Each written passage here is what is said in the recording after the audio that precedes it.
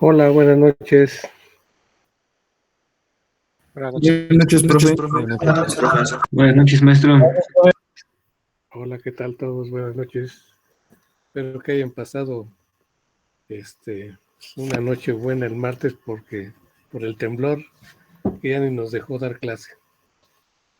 Bueno, vamos a ver un poco lo que ya no vimos el martes, que era una clase así rápida también. Y lo de esta clase que les acabo de mandar un archivo nuevo porque tiene un error ahí. Y entonces ya le corregimos el error. Digo, le corregimos porque me ayudó uno de los grupos. ¿No hay algún comentario, duda, pregunta? ¿No? Pues les voy a compartir el archivo. Compartir.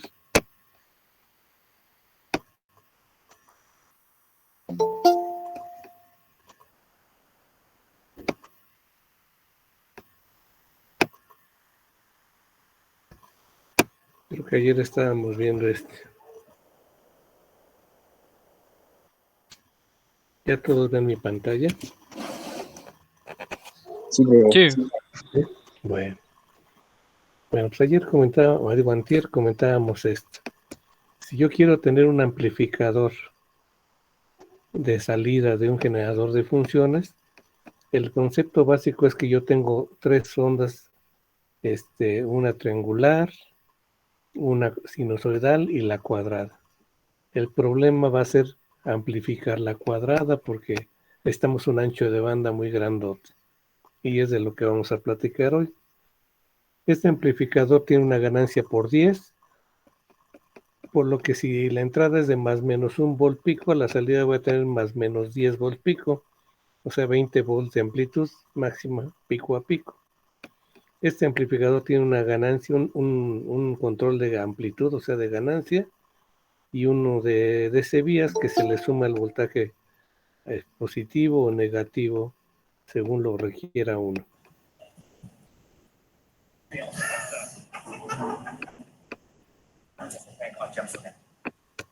Entonces,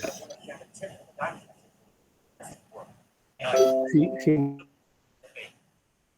mi criterio de diseño fuera en donde el tiempo de formación sea el 10% del periodo y la frecuencia que yo tengo es de 1 MHz de onda cuadrada al 50% de ciclo útil, está diciendo que la mitad del periodo está el pulso y la mitad del periodo está el no pulso, o sea, la parte baja. Si entonces yo tengo 1 mega, pues el periodo es igual a 1 entre 1 mega, es igual a 1 microsegundo. Y si el porciento de ciclo útil, me queda que la mitad del porciento de ciclo útil es la mitad de 1 microsegundo, ese es del 50% de aquí al 50% de aquí. Esta figura no está muy bien, es del 50 al 50. Y el tiempo de formación es del 10 al 90, que también no está muy bien esta figurita.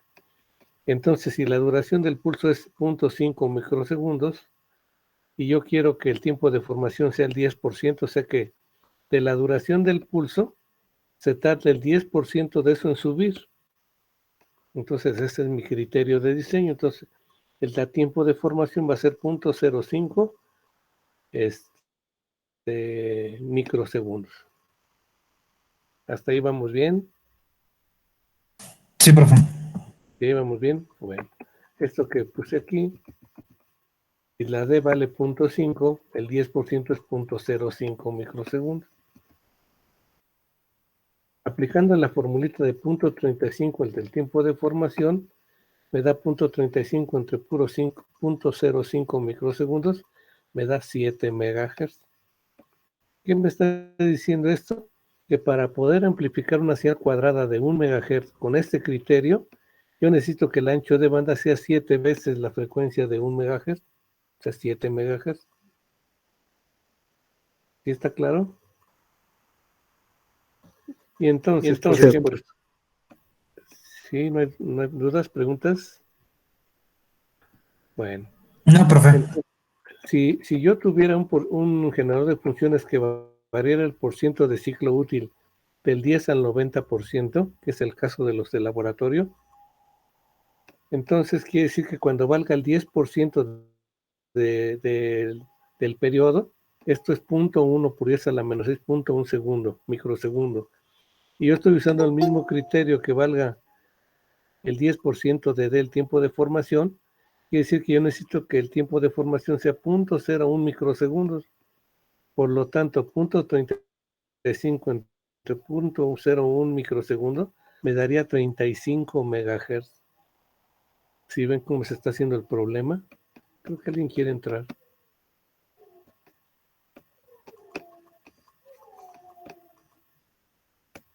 O sea que para poder pasar 1 megahertz de onda cuadrada, si yo tengo un generador que puede variar el porciento de ciclos del 10 al 90, que son como los que están en el laboratorio, yo necesitaría un amplificador de salida de ancho de banda de 35 megahertz. ¿Sí ven el problemón? Por eso cuando yo se quiere probar un generador de funciones, pues lo que hago es ponerle onda cuadrada, verla con el osciloscopio, le pones la máxima frecuencia, varías el porciento de ciclo útil y mides el tiempo de formación. Si está muy bien, está siguiendo este análisis. Quiere decir que su ancho de banda debe estar de 35 megahertz. O sea, su tiempo de formación de 0.01 microsegundos. ¿Sí entendieron el concepto? Cosa que no sucede con las otras formas de onda, nada más con la cuadrada. Preguntas. Si yo le aplico una señal sinusoidal a la frecuencia de 1 megahertz, ¿qué ancho de banda tendría que tener el amplificador de salida? ¿Qué tal si le pongo un ancho de banda de 1 megahertz de onda sinusoidal? ¿Qué pasaría con la salida? ¿Cuánto se atenuaría la salida si mi ancho de banda es de 1 megahertz y la frecuencia sinusoidal es de 1 megahertz?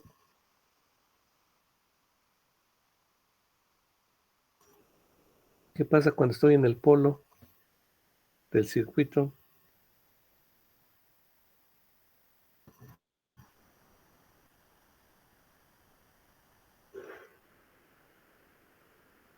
¿Qué pasa cuando estoy en el polo del sistema? ¿Tendríamos una salida de igual de 1? No, pues se va a atenuar un poquito. ¿Cuánto se atenúa? ¿Los 3 decibelios? Menos 3 dB, o sea, el 0.77. Si por ejemplo yo inicialmente debía tener más menos 10 volts pico, o sea, 20 volts de pico a pico, ¿de qué tamaño va a salir?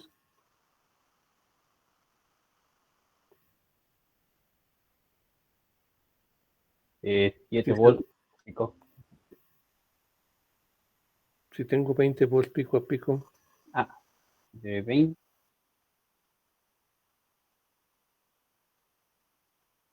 El 70% de 20. 14 volts pico. 14 volts pico a pico, ¿verdad? 14 volts, o sea, tendría 7 volts pico positivo y 7 volts pico negativo. Entonces debería tener un poquito más para que pase el polo, ¿verdad? Pero es un poquito, ¿no? Como la onda cuadrada que eran 35 veces, ¿sí ven el problema? Con onda cuadrada 35 veces más grande que la frecuencia de entrada. Y con onda sinusoidal, pues un poquito más, a lo mejor 1.2, 1.3 de la frecuencia. O sea, no es un mega, va a ser a lo mejor 1.2 megas y ya con eso sale muy bien la señal sinusoidal. ¿Preguntas hasta ahí? Entonces, ¿qué pasa si yo le quiero amplificar una señal triangular? Vamos a suponer que mi señal triangular a la salida debe ser de más 10, de menos 10 a más 10, ¿verdad? Porque quedamos que amplifica 10 veces. Y como la frecuencia de máxima, o sea, la frecuencia del periodo es de 1 microsegundo, el tiempo que recorre de menos 10 a más 10 es la mitad, o sea, es medio microsegundo. En este caso, el tiempo de formación, que es del 10% al 90%, ¿cuánto será? Es una reglita de 3, ¿no? El del 10% al 90% es el 80%. El 80% de 20 volts pico a pico son 16 volts pico a pico, ¿verdad? Entonces, si va a recorrer 20 volts en medio microsegundo, ¿en cuánto tiempo recorre? Entonces, una reglita de 3, ¿verdad? Es este por este entre este, 16 por 0.5 entre 20 microsegundos. Y entonces me dice que va a recorrer 16 volts en 0.4 microsegundos. O sea que el tiempo de formación es 0.4 microsegundos. Por lo tanto, la frecuencia de corte alto, que es 0.35 entre el tiempo de formación, me da 875 kilohertz. ¿Sí ven cómo está el detalle? Una triangular requiere menos frecuencia que una sinusoidal y mucho menos que una cuadrada. Yo quiero amplificar 1 megahertz y necesito un ancho de banda menor de 1 megahertz. ¿Sí ven cómo está? ¿Por qué? Porque la rapidez de cambio es la pendiente. Aquí me falta una figurita así bonita. Miren, la rapidez de cambio es esta. Esta cambia muy rápido. Necesito que tenga mucho ancho de banda. Acuérdense que este flanco es la distorsión en altas. Esta cambia más lento, pero esta todavía cambia más lento. Por lo tanto, necesito una frecuencia menor. Esta es una frecuencia un poquitito mayor. Y esta de allá mucho mayor. Entonces, el criterio para seleccionar qué tipo de ancho de banda necesito, pues depende de qué tan bueno quiero que sea mi amplificador para ondas cuadradas. ¿Está claro? Sí, profe. ¿Preguntas? ¿Alguien tiene alguna duda? ¿Dudas? Profe, Sí, adelante. entonces, entre mayor sea el tiempo de formación, menor es la cantidad de ancho de banda que se necesita. A ver, perdón, ya no te entendí. ¿Qué? Que entre A mayor ver, sea el tiempo de formación, menor la cantidad de ancho de banda. entre mayor, ¿sí? Entre más lenta sea la señal, Ajá. necesita menos ancho de banda, Ah, ok. porque esta es muy rápida en la subida, esta es más lenta y esta es más lenta que esta, o sea que necesita menos rapidez y por lo tanto necesita menos ancho de banda. Ah, ok, gracias, profe. ¿Está claro? En los operacionales hay un dato que se le llama rapidez de cambio, el slew rate. Es un dato. De eso vamos a platicar peor que mañana. Y entonces, dependiendo de eso, vamos a ver qué tanto ancho de banda puede tener o amplificar alguna señal. Y vamos a ver que si le pongo una cuadrada, a lo mejor en lugar de salir cuadrada aquí, como cambia muy lento, pues a lo mejor salen dientes de sierra, ¿verdad?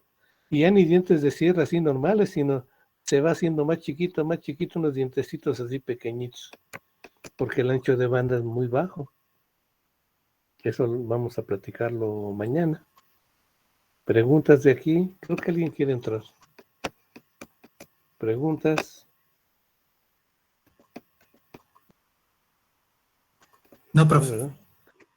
Creo que no. Bueno, pero no hay preguntas. Bueno, entonces, ahí, ¿qué estoy haciendo?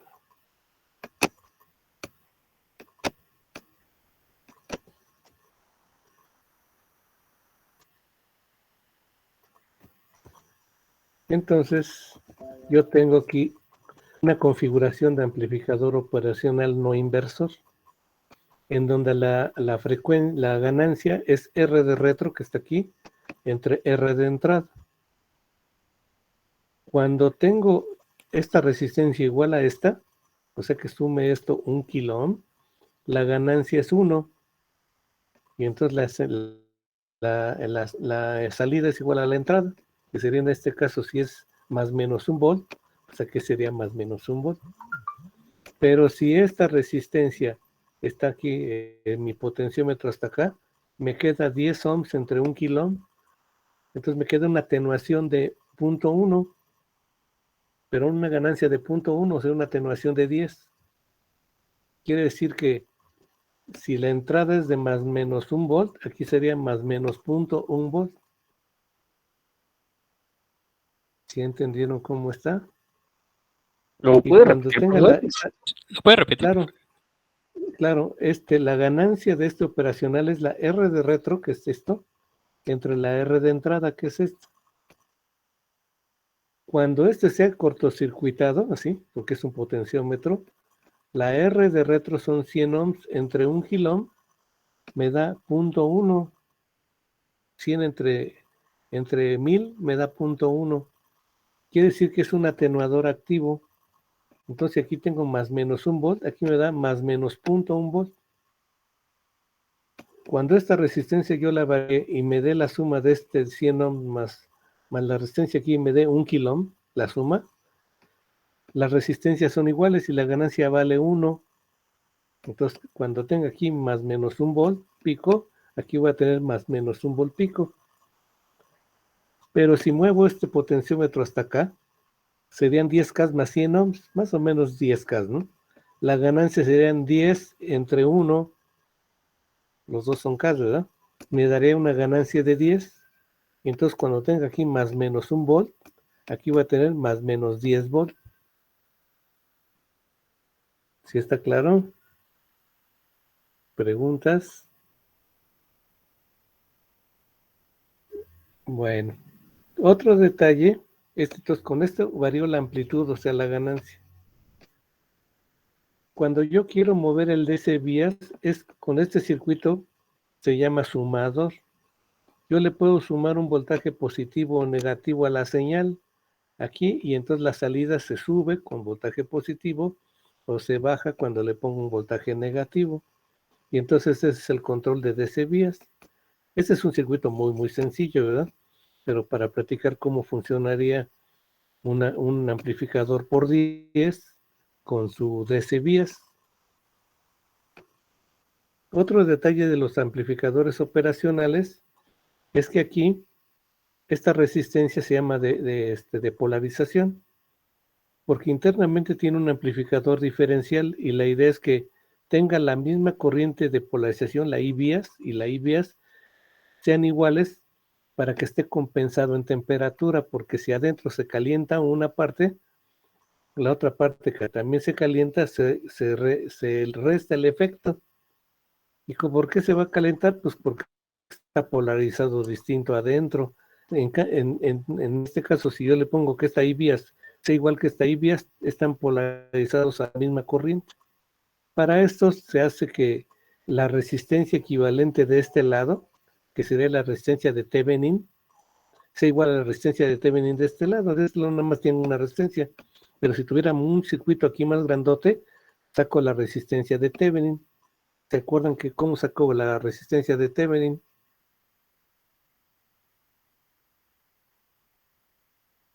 ¿Cómo saco la resistencia de Thevenin?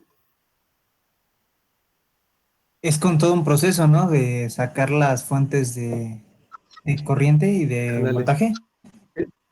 ¿Qué hago con las fuentes de voltaje? Las hago un No, se cortocircuitan. cortocircuitan y las de Las fuentes de corriente se abren, ¿no? Ándale. Las fuentes de voltaje se mandan a tierra, bueno, se cortocircuitan, y las fuentes de corriente se abren. Si esta es una entrada de voltaje, esto está a tierra. Si esto es equivalente a una fuente de voltaje, está a tierra. Esto está a tierra. Y entonces quedan en paralelo esta con esta con esta. Entonces el paralelo de esta con esta con esta debe de ser más o menos es el valor de aquí. Cuando es variable se pone el valor promedio. Pero si es fijo, pues es un valor fijo. Y entonces este equivalente, esta resistencia debe ser igual al paralelo de todo lo de acá. Si fuera otro circuito, pues saco la resistencia de Thevenin y lo igualo a la resistencia de Thevenin del otro lado.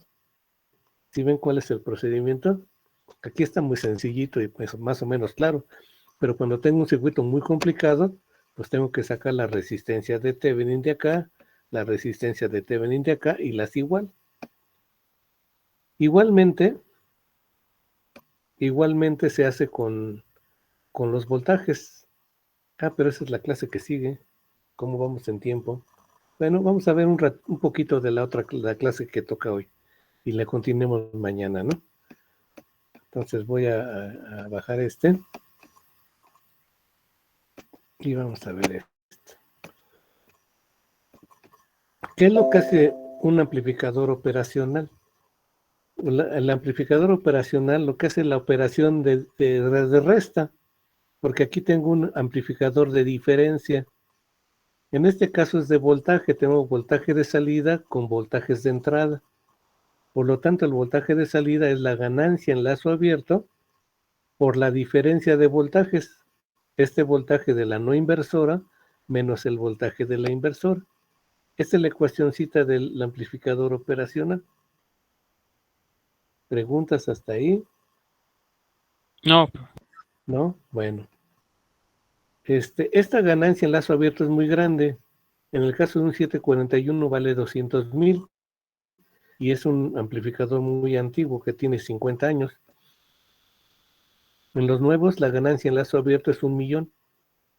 ¿Cuál es la idea cuando se hizo el amplificador operacional? Que la ganancia fuera infinita, ese es el ideal. Por lo tanto, que todo dependa de las resistencias externas, como en el caso anterior. Estamos suponiendo que el amplificador tiene una ganancia infinita y entonces despreciamos casi el amplificador y nada más sacamos las ecuaciones que están por fuera para ver la ganancia del circuito, no del operacional, de todo el circuito. ¿Preguntas hasta ahí? Los operacionales funcionan con dos fuentes normalmente, más VCC y menos VCC. Pueden ser simétricas o pueden ser diferentes. También depende de la aplicación que yo quiera. Normalmente son simétricas si yo quiero que la salida sea simétrica, ¿eh? Pero a veces no quiero eso, a lo mejor quiero que sea pulsos cuadrados y no me interesa que se vaya en negativo. En algunos operacionales este punto puede ser tierra, pero con ciertas condiciones para que funcione. Por ejemplo, en un 741 nos dice el fabricante que de las entradas aquí debe haber por lo menos 4,5 volts. Entonces, si esto es cero, está trabajando alrededor de 0, este debe ser por lo menos menos 4,5. Pero si se me ocurriera poner aquí negativo, tierra, yo todas las señales que pongo aquí deben estar arriba de 4,5 para que se polarice esto, ¿verdad? De aquí a acá y de aquí a acá. Si tomo en cuenta eso, pues ya funciona bien. Y hay unos operacionales que el voltaje mínimo es muy pequeñito, por ejemplo, el M324, el voltaje que necesita son 100 milivolts. Entonces este puede estar en tierra y que las señales aquí estén arriba de 100 milivolts y ya funciona muy bien mi operacional. ¿Preguntas hasta ahí? Por el momento no, profe. Bueno, perfecto. Vamos a ver, le avanzamos tantito y ahí le vamos a dejar, ¿eh? Para no cansarlos mucho.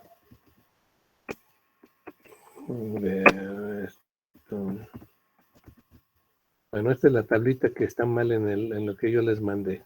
profesor, A ver qué pasó. una duda. Entonces, ¿son 4 fuentes de voltaje distintas? ¿En dónde están las 4 fuentes? Arribita. ¿Aquí arriba? Ajá, una de voltaje, o más bien son 3. Yo lo digo por las No. 2 Bs que están del lado izquierdo. Estas son los voltajes de entrada. Son señales. Estas son señales de entrada que son de voltaje. Esta es otra señal de voltaje que entra aquí. Es la El que se va a operacional amplificar. tiene 2 entradas. Es las señales que se van a amplificar o a comparar. Ah, ok. Y las señales, los voltajes de alimentación son estos, más VCC y menos VCC. Esos sí son los voltajes de amplificación. El amplificador diferencial necesita, para que trabaje desde 0, aquí, necesita tener un voltaje negativo. Si yo no trabajo desde cero, pues podría ser que esta fuente sea tierra, pero salvo la aplicación que yo necesite, ¿verdad? ¿Sí está claro? Sí.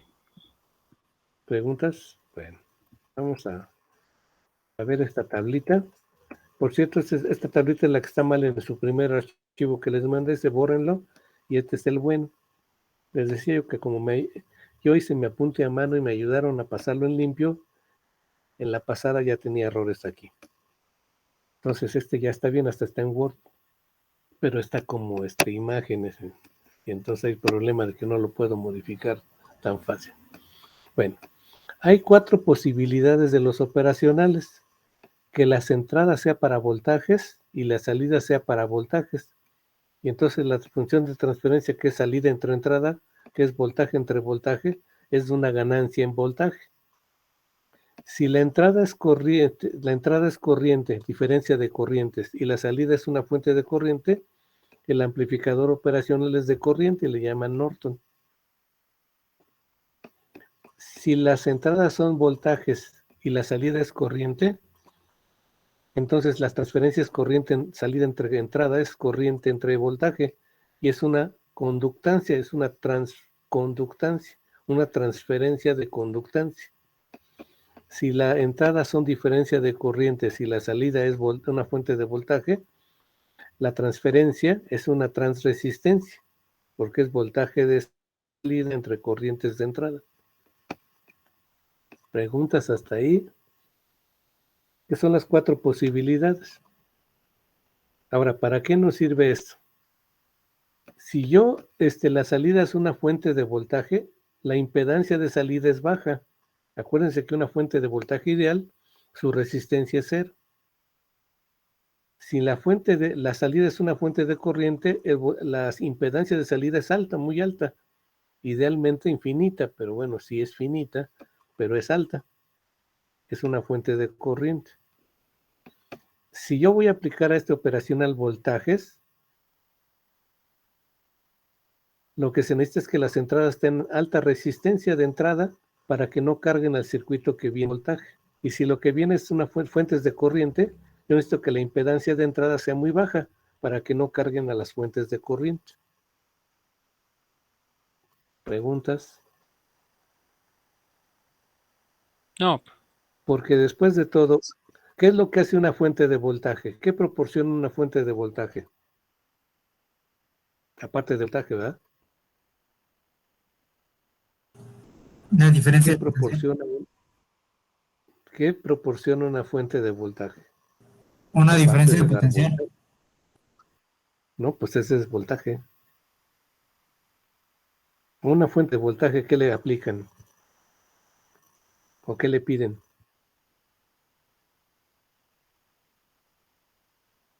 ¿Qué le piden a una fuente de voltaje? Una batería, le conectan algo, ¿y qué le piden a esa parte del voltaje, verdad?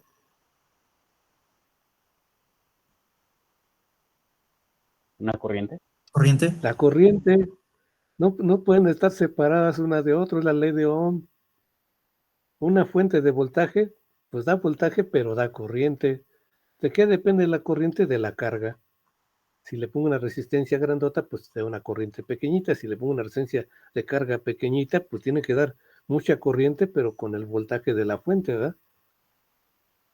¿Sí está claro? Ahora, ¿qué da una fuente de corriente? Aparte de la corriente, ¿El voltaje? Voltaje. pues Voltaje. voltaje, ¿verdad? ¿Qué da una fuente de corriente? Pues corriente. Pero si yo le cambio las cargas, se mantiene la corriente, pero con las cargas va cambiando el voltaje para mantener la corriente constante. Entonces, no se puede separar una de otra. Da corriente y da voltaje una fuente. Si es de voltaje, pues da un voltaje, trata de dar un voltaje constante, y la corriente depende de la carga. Una fuente de corriente, pues da una corriente constante y da un voltaje que depende de la carga. ¿Sí está claro? Ahora, en las entradas. Si mis entradas son para voltaje, yo necesito no cargar a la fuente de voltaje, entonces su resistencia de entrada es alta. Si las fuentes son para corriente, yo necesito que la impedancia de entrada sea baja para que no afecte a mi fuente de corriente. Porque a lo mejor este voltaje, vamos a suponer que es un sensor de temperatura, un LM35, y entonces me da milivolts por grado centígrado, ¿verdad? 10 milivolts por grado centígrado. Entonces, si quiero medir ese voltaje y amplificarlo, yo necesito que no le pida tanta corriente al sensor, porque si no a lo mejor se cae el voltaje y me va a medir mal la temperatura. Normalmente cuando los sensores están muy lejos, se usan fuentes de corriente. No sé si sepan eso cómo está, porque una fuente de corriente no se va a caer la corriente aunque esté muy largo el cable o el alambrito. En cambio, si tengo una fuente de voltaje, va a tomar en cuenta la resistencia del cable y se va a ir cayendo el voltaje. Si yo tengo una fuente de voltaje, ¿por qué se cae el voltaje en una fuente de voltaje? ¿Qué es lo que hace que se caiga el voltaje? La carga, ¿no? Sí, pero adentro de la fuente, ¿qué es lo que tiene? Sí es la carga, pero ¿por qué? ¿Qué pasa acá adentro de la fuente? Pues que tiene una resistencia interna la fuente. No es ideal. Si fuera ideal y fuera cero, pues puede dar toda la corriente que necesite el voltaje ese. Pero si tiene una resistencia interna, pues cuando yo le mande una carga que es otra resistencia, se va a hacer un divisor de voltaje. ¿Sí ven? Entonces va a caer el voltaje porque tiene adentro una resistencia. Si es el transformador solito, pues la resistencia del embobinado. Si tiene rectificadores, pues son las resistencias de los diodos. Si tiene transistores, pues es la resistencia de los transistores. O sea que va a haber una resistencia equivalente ahí. Esa resistencia puede ser física o puede ser una resistencia dinámica si es con transistores una fuente de voltaje regulada. También tiene su resistencia. ¿Sí está más o menos claro eso? Sí, profe. Bueno. Sí. Sí, díganme. ¿Preguntas? Bueno, nada más vamos a comentar estas dos. Y aquí le vamos a dejar. Si dudas, mañana le seguimos. Entonces, dependiendo de qué le voy a conectar al circuito, escoger si mis entradas sean para corriente o sean para voltaje. Igual la salida, si quiero que la salida sea de corriente o sea de voltaje. ¿Sí? Entonces, si yo tengo un amplificador operacional para fuentes de corriente de entrada y la salida es para corrientes de salida, también lo que hace es la diferencia de las corrientes por una constante, que la da el fabricante, y eso es un amplificador tipo Norton. Y si es de voltaje,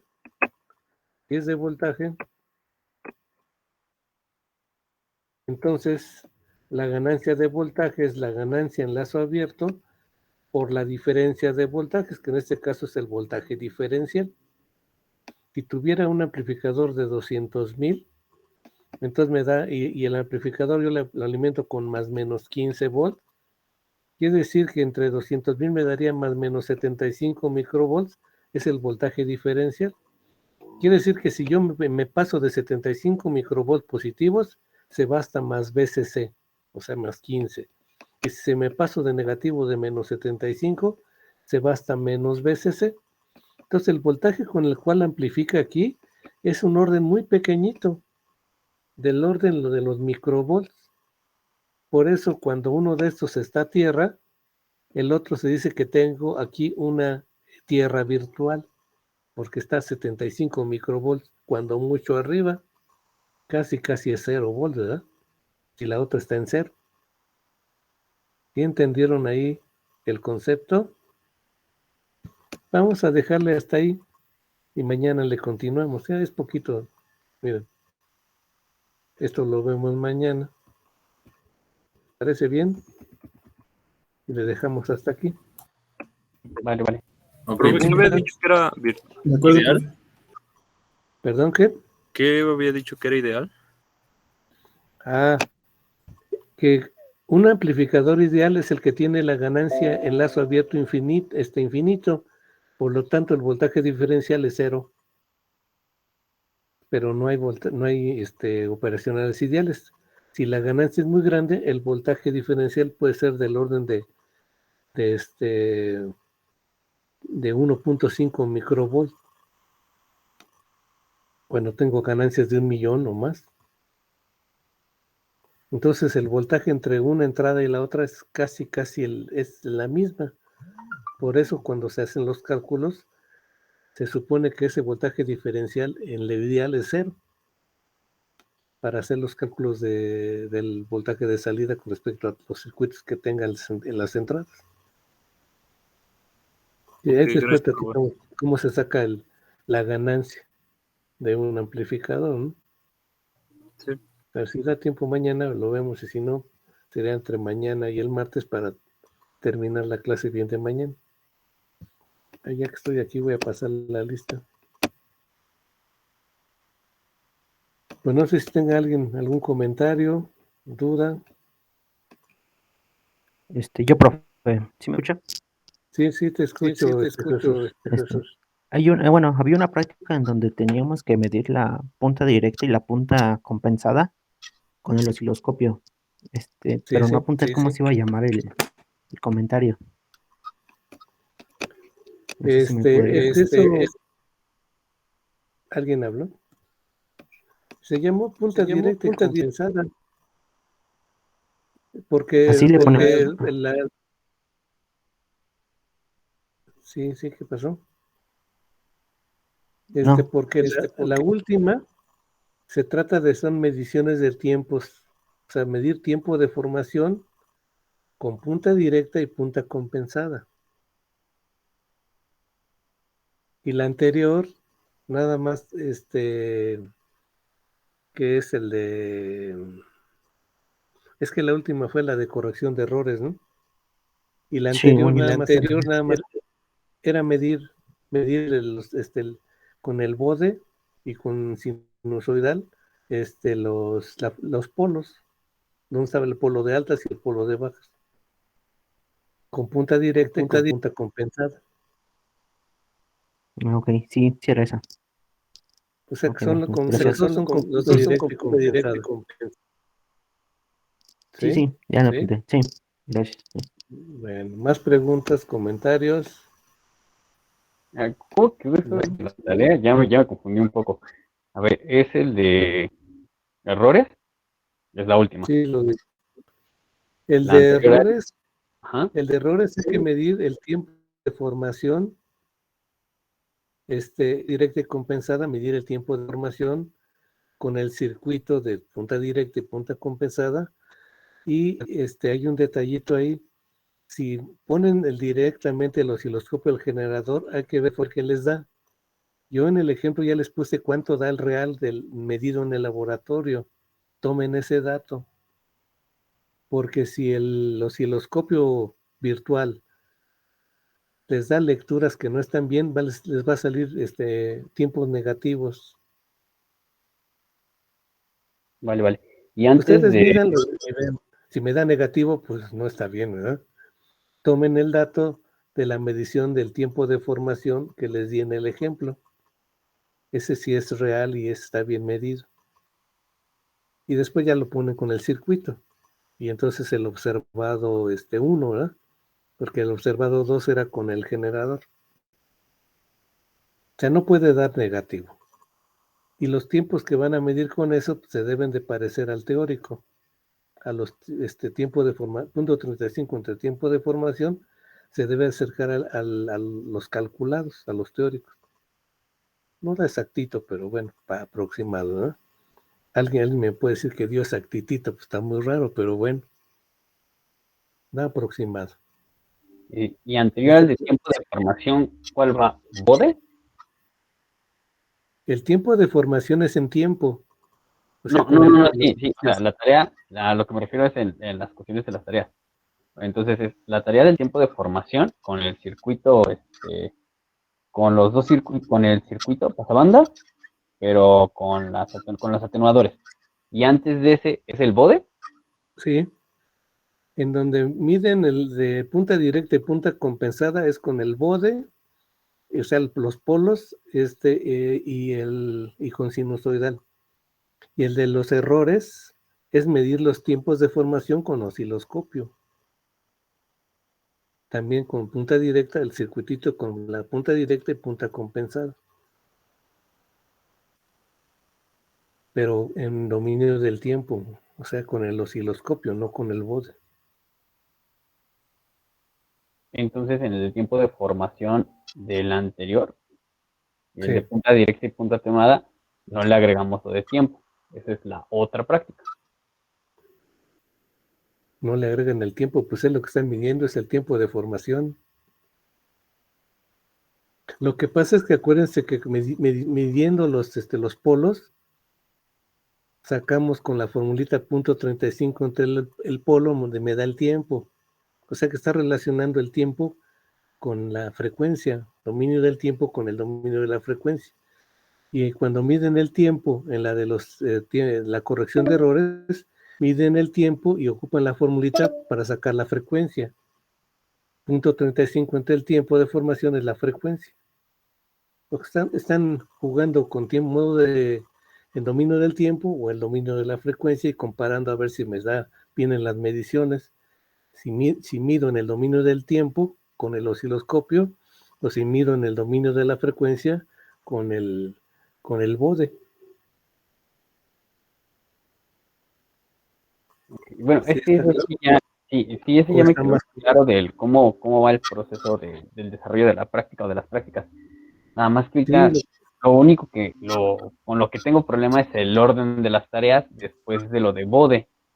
Entonces, no sé si me puede repetir las tareas después de bode. Después de las punta directa y atenuada es con bode.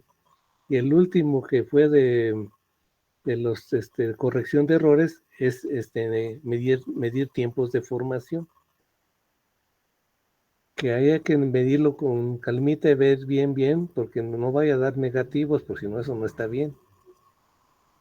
Porque acuérdense que estamos jugando ya con los instrumentos reales, no con los ideales del simulador.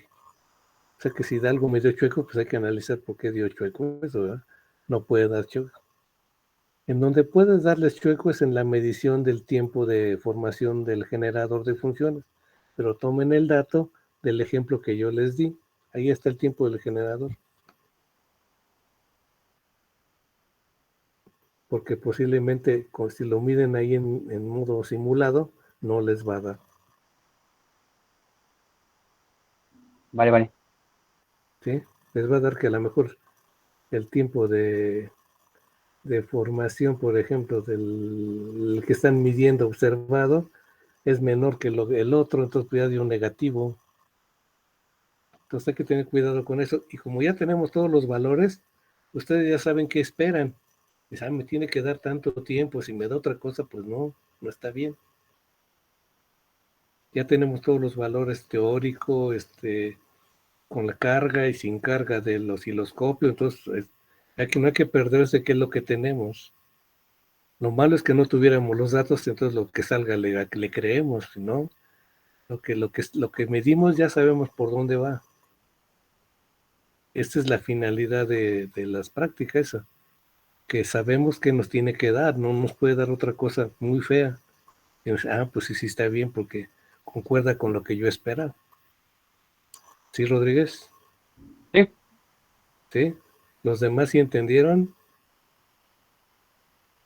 Bueno, sí, profe. Espero que ya nos van a cortar en 7 minutos. Pues si no hay muchas dudas, pues nos vemos mañana. Que estén muy bien y muchas gracias. Ok, profe, hasta luego. Profe, muchas gracias, hasta luego. Que estén muy bien, gracias.